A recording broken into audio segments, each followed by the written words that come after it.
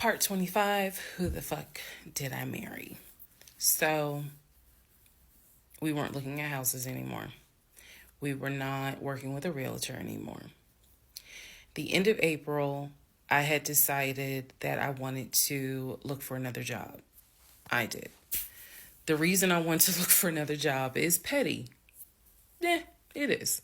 I wanted to look for another job because I was pissed off at the fact that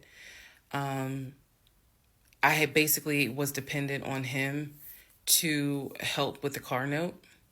So I wanted to look for another job where I could afford life all by myself, including that car note, basically where I would make more money. I told him that I was going to start looking for another job. He laughed. And his exact words were, "You're not going to leave Georgia State Patrol." He was like, "I swear you love them niggas more than you love me." He laughed. So that fueled me even more.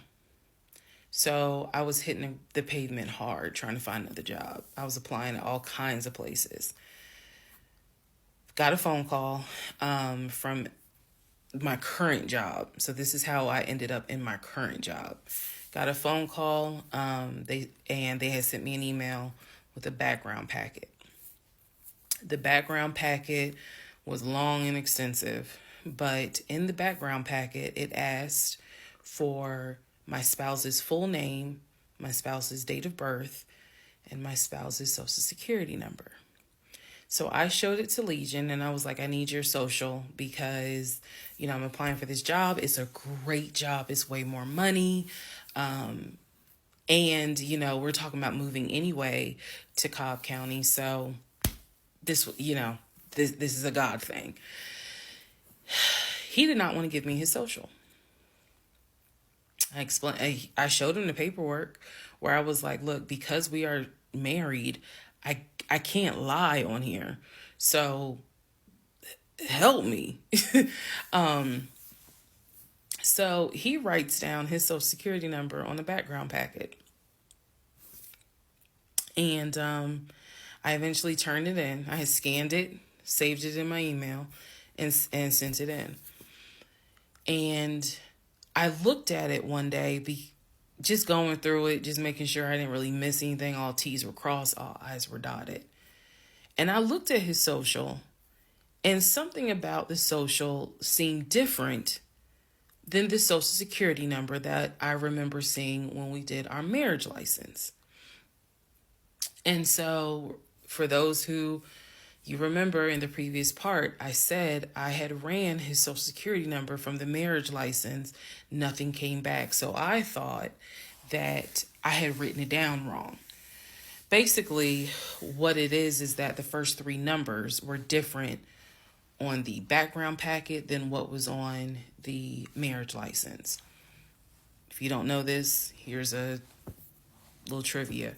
Your social security number, the first three numbers, pretty much are dictated by the state you were born in and the state that issued your birth certificate. So he was born in Pennsylvania. So the first three numbers of his social security number should be attributed to Pennsylvania. Pennsylvania, shit, they probably got like 5-6 different numbers, 3-digit numbers that your social security number can start with. So the social that was on the marriage license, for example, was probably 123. What was on the background was 456.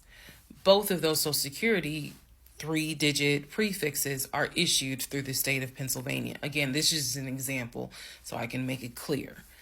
So when I saw his social on my background, I immediately knew that was a different social than what I saw on the marriage license. And when I compared, because I had found a copy of the marriage license that we turned in because I had filled it out on the computer. So sure enough, the first three numbers were different. The rest of the numbers were the same.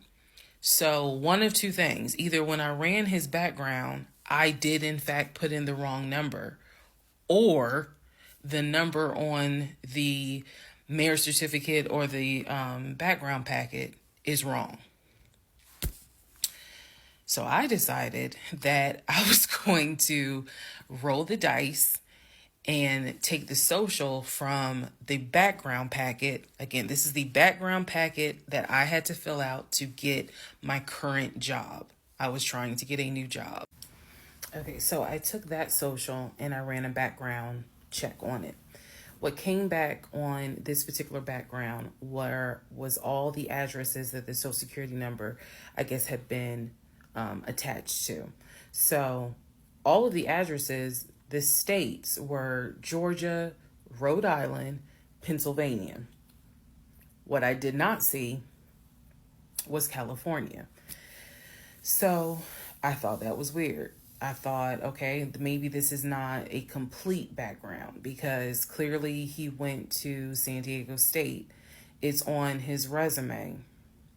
It's on quite a few things. Social media. He didn't have a LinkedIn, but it was on his social media.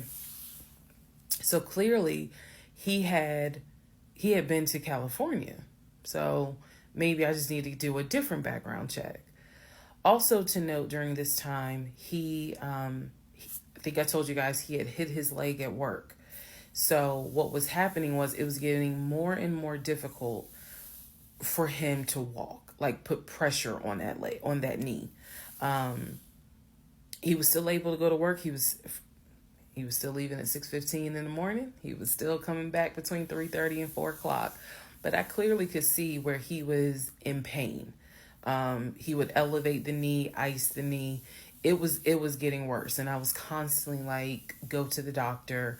Let me take you to urgent care so that they can look at this knee, because you shouldn't still be limping and having a hard time putting weight on that knee. And every single time he was like, oh, it's fine. I have a doctor's appointment on Wednesday. The doctor just told me to ice it and to elevate it. This is an old football injury. It happens all the time. It used to happen a lot when I was out in California. So I'm mentioning this knee issue for a reason. But back to the background. So once again, when I ran the background the second time with the second social, it showed me states of Georgia, Pennsylvania, and Rhode Island. And that's all that I saw in terms of addresses.